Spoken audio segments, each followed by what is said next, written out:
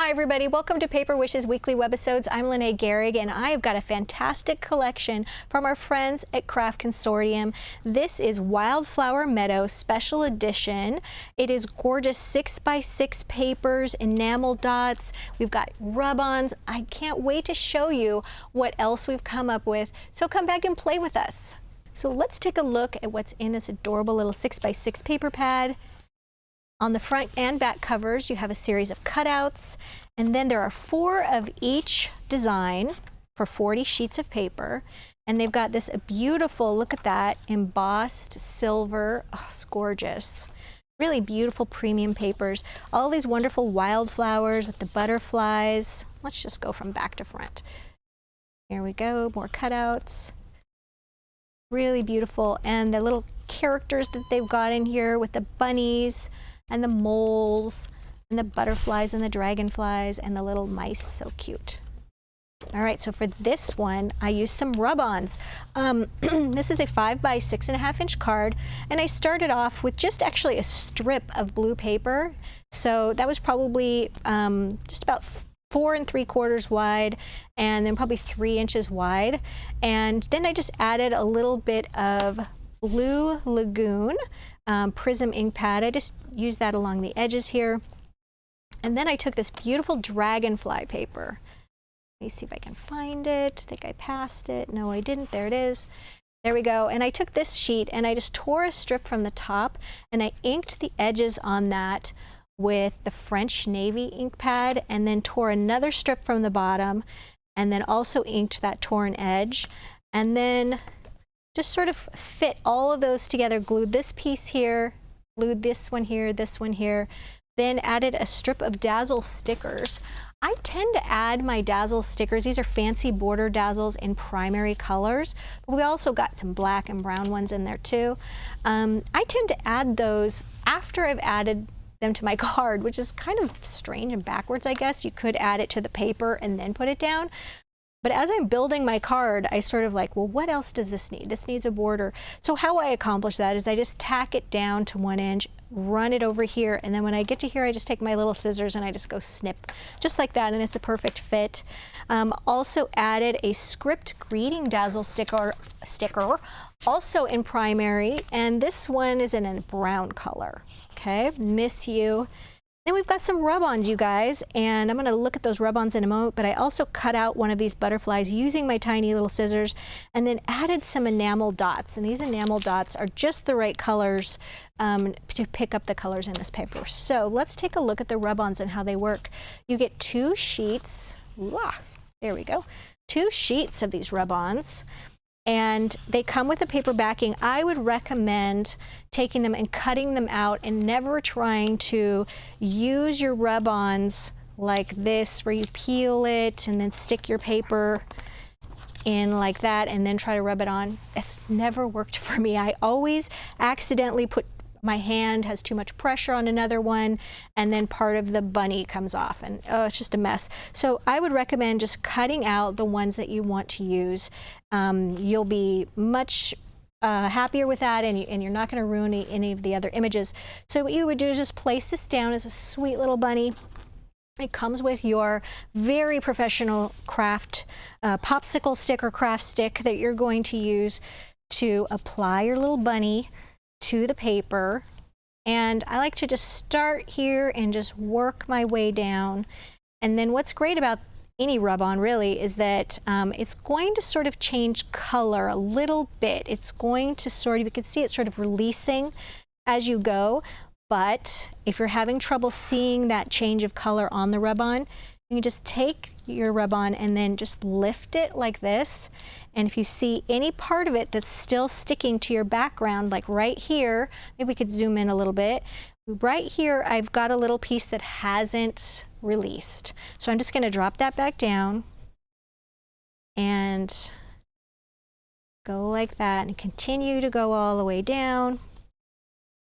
There we go. Let's see if there's any other pieces that have not released. And that looks good. I've even got to the point where if there's a little piece and I start to pull it off, oh no, and I notice it's still on my paper, you can put it back and you can align it with the image, and then you can just give it an extra little rub. So, you know, it happens. So we've got our sweet little bunny, very, very cute. I love him. And then we've also got bunnies that are right here in the back and the front, and we just cut those out with those tiny little scissors very quickly. And so I've got 2 cutout bunnies right here. I love these beaded frame cards from Hunky Dory, and I wanted to show you these. They come like this, and they're all ready to punch out. You just punch out all these little dots and these little corners like this. They're ready to go, and they make the most beautiful cards. And I find that covering the center is really easy when you just use a circle die. I like to use a little scallop one, and then I just ink the edges with a little bit of brown ink. And then I went ahead and I put a little grouping of flowers right here, and this is Ocean Jade by 49 in Market, and I love it because there's 3 different sizes. They come with the leaves right here, and they're different colors. They've got some that are sort of a darker jade, a light blue, and they're really nice to mix together. So I put 3 in the center here, tucked my leaves in, and then a little bit of twine is really nice to have, just a little bit of jute twine. And what I did is I just tied a bow, and then I held it together in the center, and then just stick it right down in there with a little bit of glue. And then added a little Sending Smiles stamp, which is actually from a hot off the press collection. I'm trying to think of the name of it. It's floral something. Anyway, we'll list that down below in the products used. And don't forget to check out the Money Saver. It's on the right-hand side. And then I topped those little scallops off with just those little enamels. So I just started right here, and then I went all the way around the top. And then on the inside of the card, I just placed a little bit of a square piece of that pattern paper so that it not only looked nice on the inside, but you could see it through the corners on the other side. All right, let's take a look at another one. Oh, here we go. This is a tri-fold surprise card, and it is using a cutting die. This is from the Fabulous Folded Card Collection from Hot Off the Press. This is tri-fold surprise card cutting die. This fits through a 6-inch wide platform die cutting machine like a Big Shot or a Gemini Junior really easily. It just goes right through. And this is one entire piece of metal. And the reason that Hot Off the Press does this is because it holds up so nicely. I'm going to show this to you. It doesn't bend or get torqued when it's going through your machine. They're more expensive to make, but we do not pass that charge on to you. There's a really great price on these, you guys. So once again, listed down below in the supplies used. So for this one, once I die cut the card from some really nice double-sided purple cardstock, then I just went ahead and cut some pieces here.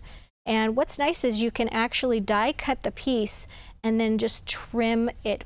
Like you could use the die cutting machine, and then you could cut this part out, and then you can trim these pieces to be a little bit smaller. So they fit really nicely there. And then we've got some stickers that I used.